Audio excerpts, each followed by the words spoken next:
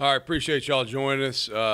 Thanks for being flexible with our schedule. Kind of chaotic right now with recruiting and bowl prep and doing a lot of things at once. Makes the normal season, look actually pretty slow and mundane compared to what we're currently doing from a calendar standpoint. Before we move forward, look back at our game a week ago. Just recapping that. Proud of our guys. I mean, finished the year 11-2, conference champions. 8-1 in the conference, remarkable for our young men on our team to accomplish the things they've done this year. I'm very proud of them. Very, very proud of what they've done. Grateful for the ability to have that game on our campus last Saturday. I thought our students were awesome. Best I've ever seen our student section be in my time here before as an assistant and since I've been back as a head coach. The best student turnout, and really they stayed throughout the entire game and created what I thought was a significant home field advantage for our team. And then the rest of our fans at large, I thought, did a great job creating a home field environment. So wrapping last week's game up, Offensive Player of the Week, really two guys were giving it to. Rajay Johnson had a big game, and Gunnar Watson. Defensive Player of the Week, Carlton Marshall. I think every week he plays, we could probably say his name, it seems like. Special Teams Player of the Week was Brooks Buse. The Service Award, the Nathan Harris John Johnson Service Award winner last week was O'Shea Fletcher. And then we gave the Corey McCullough Spirit Award to all of our guys that had to be in the stands. There's a group of those guys that sat in the front of the student section. We were only allowed to have 85 members from our team on the field because of the rules in the conference championship game. Well, there's another 30, 36, 37 guys that were up in those stands cheering our team on. So those guys are the Corey McCullough Spirit Award winners of the week. Job takers of the week defensively, Ty Pouncey. Offensive job taker of the week, Robert Bruce. And then special teams job taker of the week, Blake Matthews. Turning the page, moving ahead. Really unique to be, it's almost like we had a bye this week where all we did was recruit, and we practiced a couple of times, but it's been a lot of recruiting, and then now we're into a game week. It's really fast, a little bit faster than what I've grown accustomed to the last several years with bowl games, because the last 3 bowl games I've been affiliated with have been New Year's Eve, January 1st type games, and so juggling more things at once than maybe what I've done the last few years for our staff's a little bit unique in that regard, but really honored to be playing in the Cure Bowl. Also very excited to be playing such a quality opponent. I think the matchup in our game has to be one of the more intriguing matchups in the entire bowl season. You're talking about 2 11-2 teams and us in Texas San Antonio, 2 teams that are ranked in the top 25 in the CFP, the coaches, and the AP polls. 2 teams that are both on 10-game win streaks. And the only bowl game, I believe, that matches up 2 conference champions, if I'm not mistaken. So both conference championship teams. So I think there's a lot of quality things about this game that are at play. I have a lot of respect for Jeff Traylor, the head coach at Texas San Antonio, and his team. You watch them on video. They are deserving of being in that conversation for the best teams in the country for a reason. They play really good football. They're very well coached. They got great players. Offensively, they're ranked first in scoring offense in their conference and first in total offense. They're ranked 12th in the country in scoring offense, and they're ranked 9th in the country in total offense. Fairly balanced. They throw the ball maybe a little bit more effectively than run it, but they're still good at both. Their pass game's dynamic and explosive.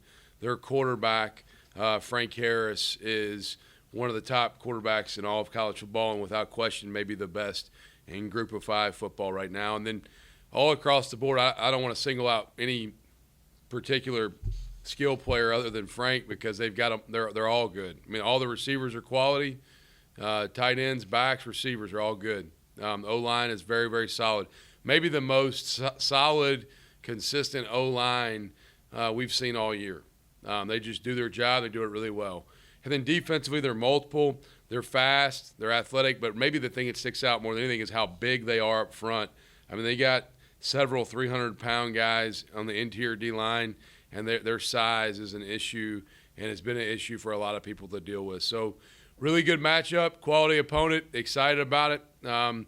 Today is like a Monday for us, not a Sunday, in game prep mode. So with our normal games are on Saturdays, this game's on Friday, so we're really a day ahead. Today is Monday, which means it's kind of a run-through day where we clean up the install for the week, and then tomorrow will be a Tuesday practice. We'll leave here tomorrow morning, practice down to Orlando, and our guys will have a great trip down there. We've got a lot of great activities planned for them, some community service things, also with some things getting to enjoy being close to Universal and Disney, and I think the guys are going to watch a Magic game and a lot of different things that they're going to have the opportunity to experience, which will be fun for our young men. But with that, open it up to questions.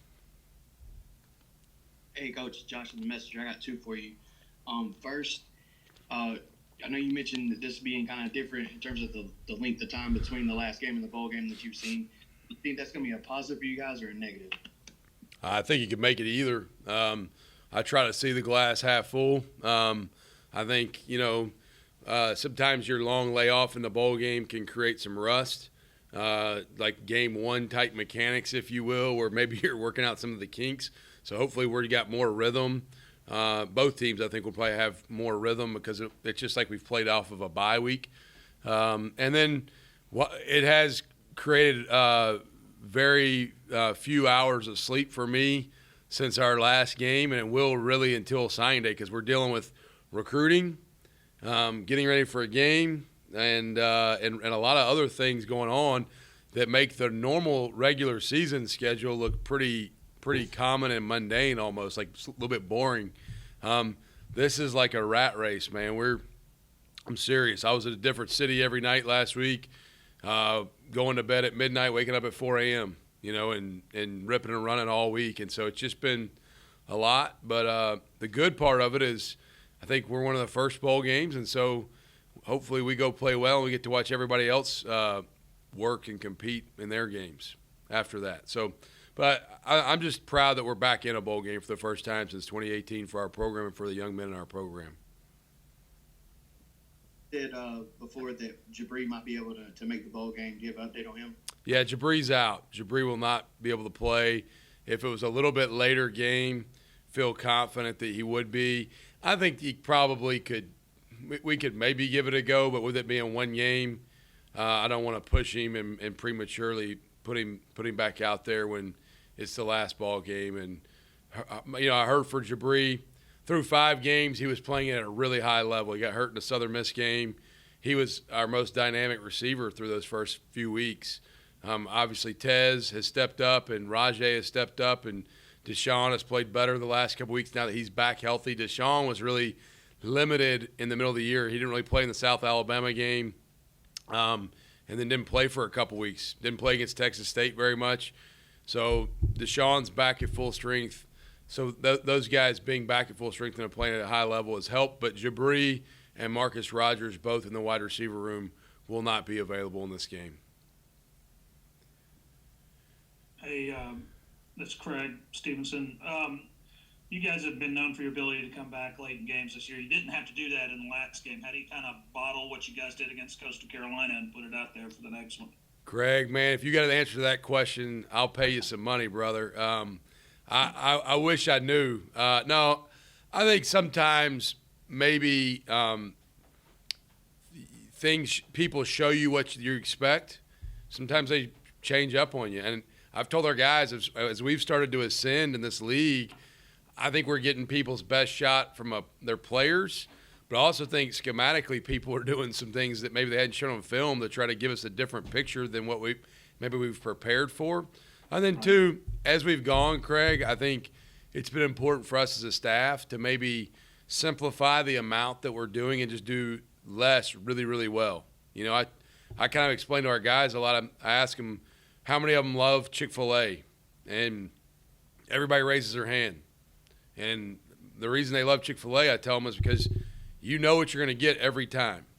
And there's no – I don't care if you get Chick-fil-A in Troy, Alabama or New York City, man, the number one's the number one. Well, I think when we can calm things down for them and not do too much, like be really good at certain things, like Chick-fil-A is pretty good at the chicken sandwich.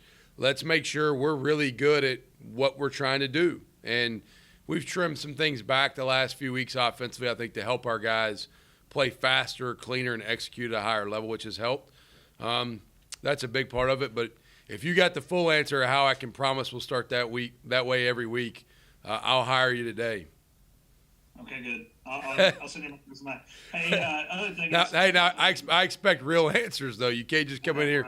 Yeah. We'll see how it goes in the interview.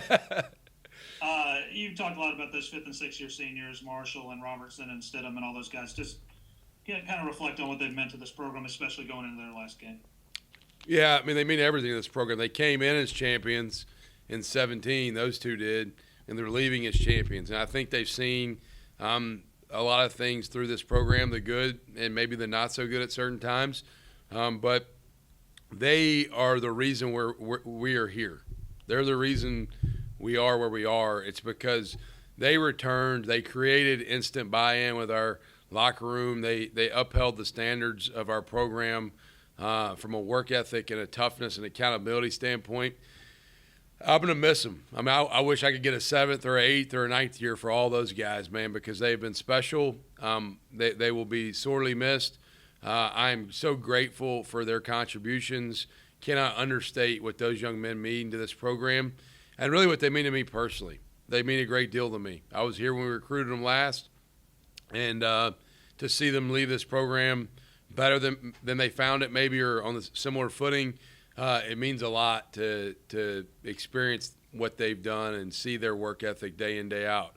They've been tremendous examples for everyone within our program, regardless of your role. Thanks. Thank you.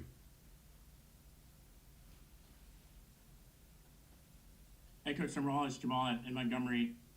Talked to Brent last week, and he talked about what it means to be representing the Sun Belt and basically the #1 G5 Bowl. For you personally, to have Troy on this stage, the opportunity for the country to see Troy football, in a game like this, what does that mean to you?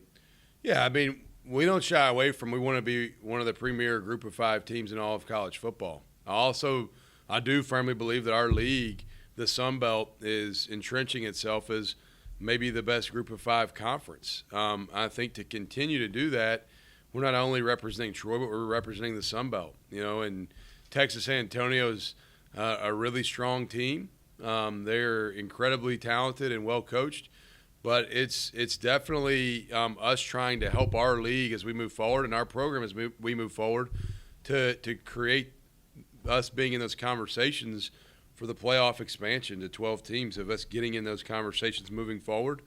But just really honored to be in this game. I mean, I don't know that there's a more intriguing bowl matchup out there other than maybe the college football playoff games. And so I think this game is as good as there is from a matchup perspective. You're talking about 2 group of 5 teams, 11 wins, 10-game win streaks, conference champions, both in the top 25.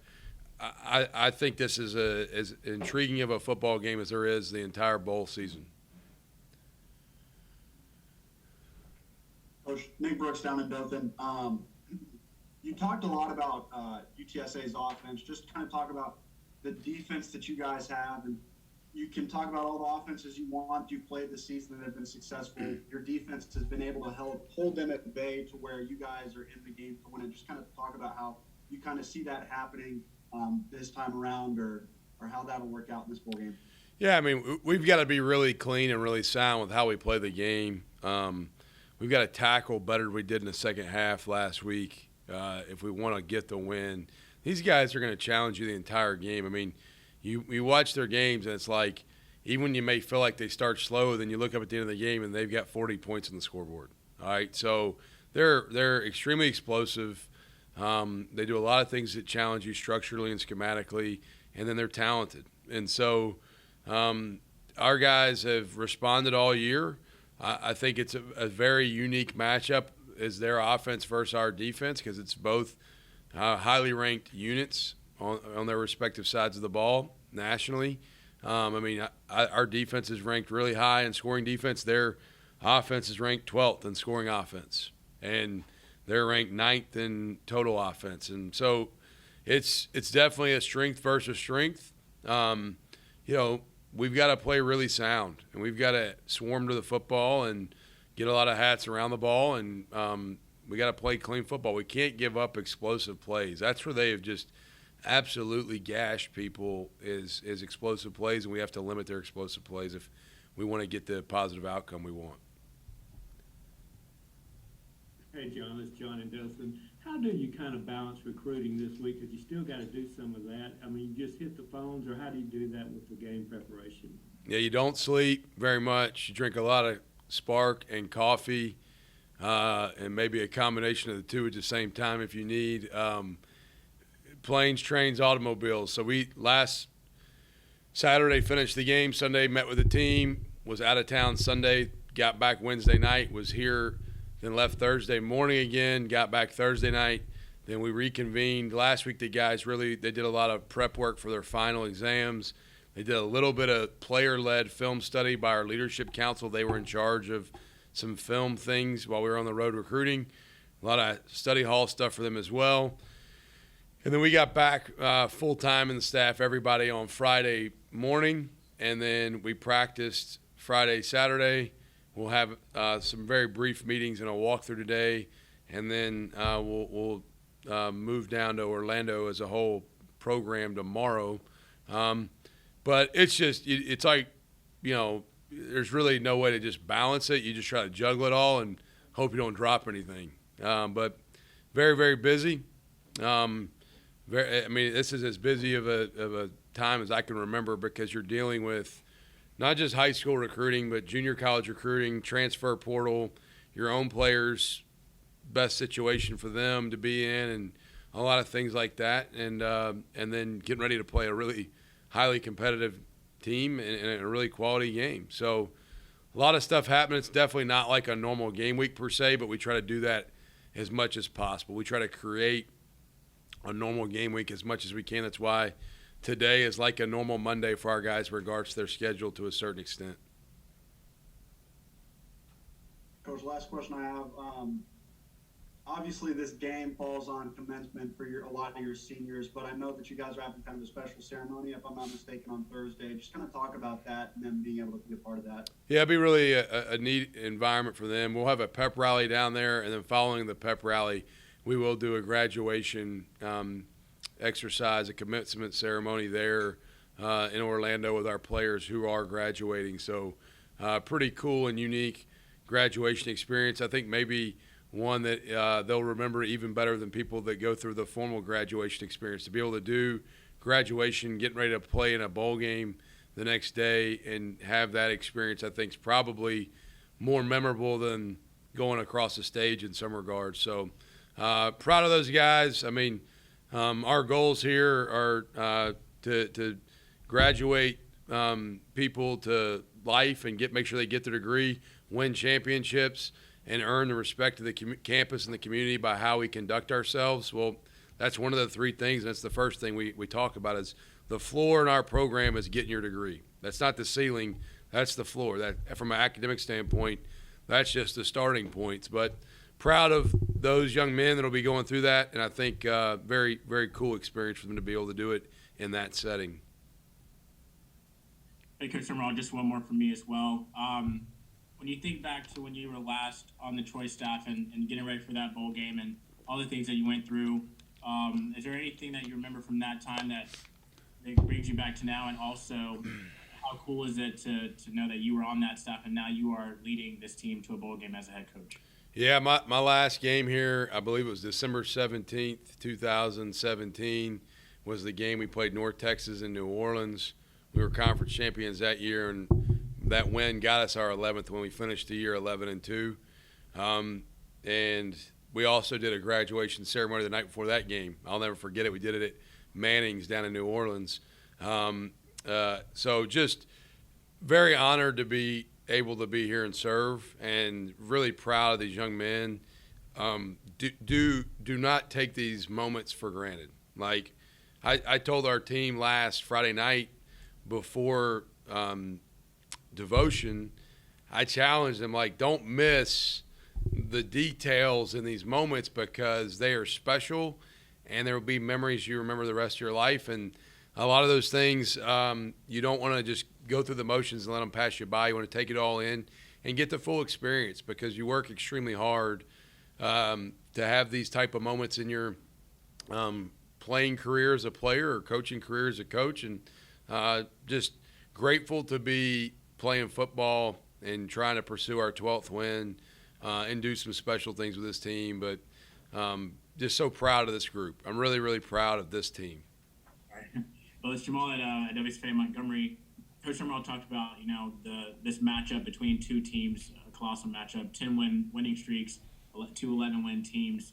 From your perspective, what do you see from this UTSA team, and how excited are you to get to see them on the field Friday? Oh, it's very exciting. They're a good team.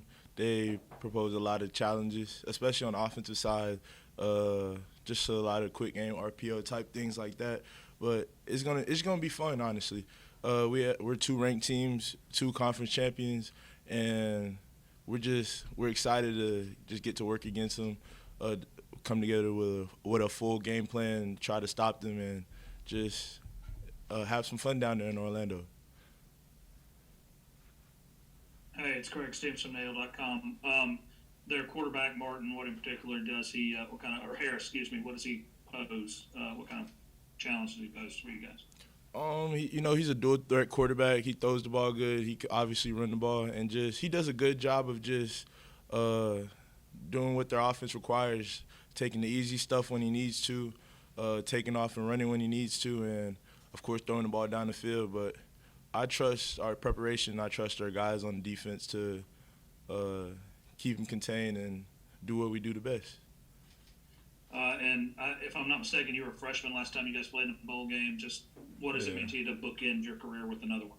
Oh, yeah. It was my freshman year, and it means a lot because we went through 3 years of not really being competitive, not going to a bowl game, obviously. And it's great that my last game in college that we get to go against a good team in a great location, a great bowl game, and just have a good time while winning. Right. Hey, Will, this is John in Dothan. Y'all been through a long, grinding season. How, I guess refreshing may not be the right word, but just to step away from it a little this past week, was that good for y'all, do you think? And what did you do this week? I know y'all have your own kind of workouts, but kind of take us through that a little bit. Oh, yeah, it was good. It was well needed. A lot of guys, including myself, our bodies are a little beat up, and it was good to just get a week away. But the mental prep never really stopped. We got a lot of older guys, a lot of guys that understand football that while our coaches was out recruiting this week that just handle business on the mental side. And when we get down there, we're just gonna keep on working, following the game plan, and just handling business. And one more question. This offense that you're playing this week, how similar is it to Coastal, and how much, if it is, did that help playing a team like that last? I feel like they're a little similar, but they're kind of different. Coastal and UTSA, a lot of RPO, a lot of quick game, stuff like that. But Coastal, I'd say they're based off of triple option with a pass game, and this offense just RPO and just normal stuff for real. If anything, I'll say their offense is similar to Western Kentucky when we played them.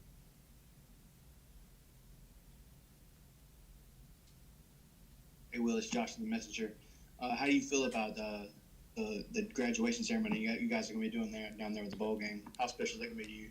Oh, it's going to be special, just doing it down there, of course. But it kind of sucks that we won't get a walk-in at Troy. My mom was a little disappointed about that, but she's happy we're playing in a good bowl game, and we're going to have some fun in Orlando. But I feel like we're going to have fun. Troy, the staff, just the guys behind the scene, they make sure to just keep everything rolling, keep everything great, professional, and I know whatever they have planned for us down there is going to be top tier.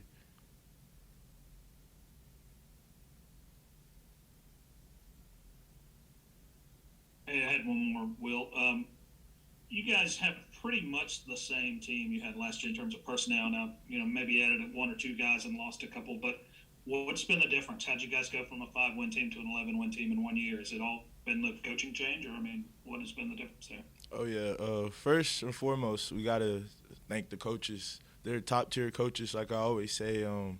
The game plans they put in the week is always great. They know how to put us in positions to use our talents and do what we do best. But also, I would say the guys buy-in. I ain't never seen so many people just working out, doing extra things, bringing a young guy along, bringing another guy along, just doing so many things to just get us ready for the season. Because even when we were losing these last 3 years, when we were winning 4 or 5 games, we always knew we had the talent. We always knew we had the personnel to do it.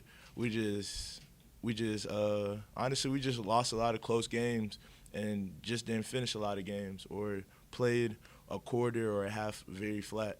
And our coaches they do a good job of just always keeping us locked in and making adjustments on the fly and helping us win these close games, because in college football, winning's hard regardless, and you got to win the close games. In the past, we lost so many, and this year we were able to finish the deal. People say that teams kind of take on the personality of their coach, and Coach Sumrall's kind of an intense guy. Do you guys feel like that's what's happened? Yeah, Sumrall is a real intense guy, but at the same time, he's chill. He used to be a football player. Of course he's one of the guys, so he just knows when to chill on us, keep things mellow, keep things calm, and he always knows when to fire us up. Like he always says, if you need energy, come find me, and that's 100% true. Thank you. Yes, sir. Hey, Will, I have one more question. The defense, how much confidence did you guys build off that Coastal Carolina game, knowing what you did, especially in the first half? Obviously, the second half was a bit different, but the first half that you guys had defensively, how do you build that confidence, or how much confidence are you carrying into this bowl game? Honestly, we always play with a lot of confidence, a lot of swagger. That's just our thing. The Coastal win, I feel like we did a great job for 3 out of the 4 quarters. We started to play around at the end, but the confidence just been growing all season. We know that each team presents different things, and when we're able to stop them or stop a good quarterback or a good running back or a good receiver, even good old lineman, that each game it just keeps on building. And after a win like that a week or 2 ago, however long that was, still feels like yesterday. But after a win like that, you just add it to what we got going on, and just hope to end the season out proving that how dominant that defense is.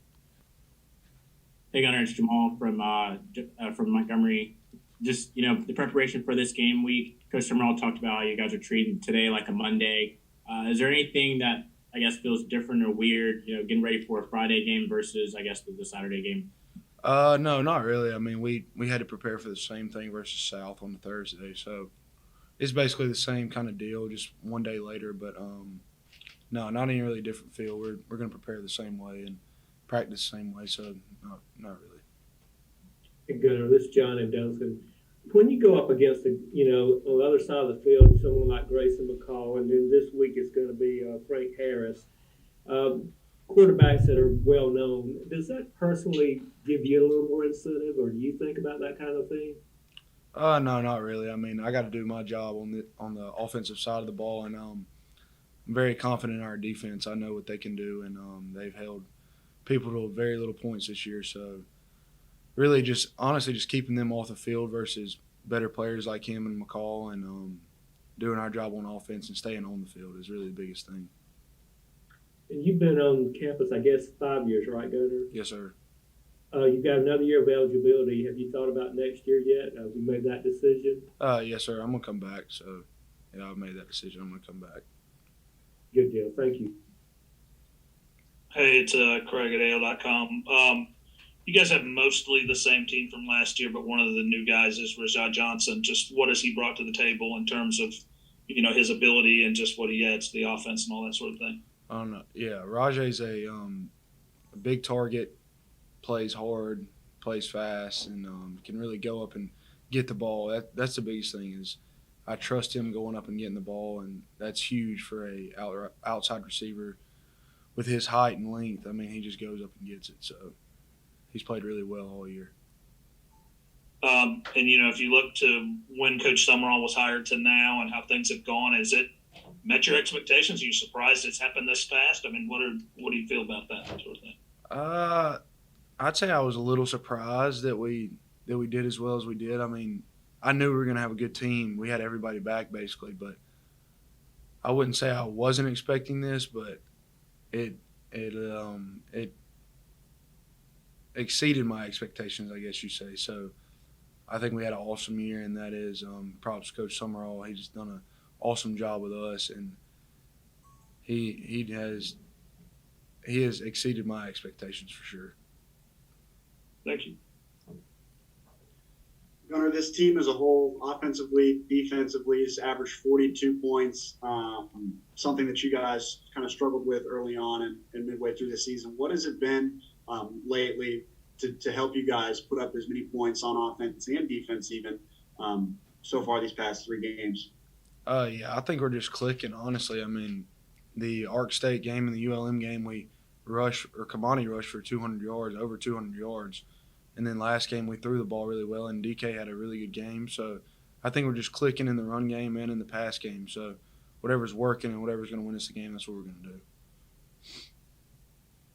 Hey, Gunnar, it's Josh the Messenger.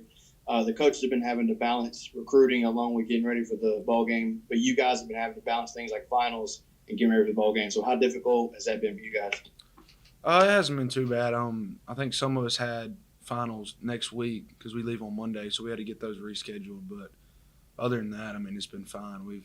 They've gave us the amount of time to work on our finals and do everything that we needed to do. So they set us up for success with that. So I think we've handled it pretty well. Hey, Gunnar, a couple more questions from me. Coach Craddock, how's he been to work with? How's he helped your game? He's one of the more detailed quarterback coaches I've ever had, and he's really in depth in the meetings. He's detailed all the time, so he's helped me out a lot, and he's hard on us. So, and I love a coach that is going to be hard on me. And during the game, he's really not too hard on us because he's played that position. He played quarterback in college, and he knows the position really well. And I think that's my favorite thing about him. In practice and stuff, he's going to be hard on us. But if something goes bad in the game, he's going to go, hey, next play, let's go. Don't worry about it. So. Your last question, Jake Andrews was moving over to a new position this year, and I'm sure it took him a while to adjust. Talk about his progression a little bit throughout the season. Yeah, I mean, you've seen it. He was first team all conference. Been a great player here. Me and him were roommates freshman year. I came in with him, and definitely one of my favorite players we have on the team, and one of the best players we have on the team for sure. And I can't wait to see what he does in the next couple of years. Hey, Gunnar, it's Jamal again. Just another question. Coach Sumrall has talked about often how that App State game, that was really kind of like the changing point for this team. You guys wouldn't be here without that game, he says. From your point of view, what's your take on how the team responded after that game and kind of how that changed the trajectory of your season?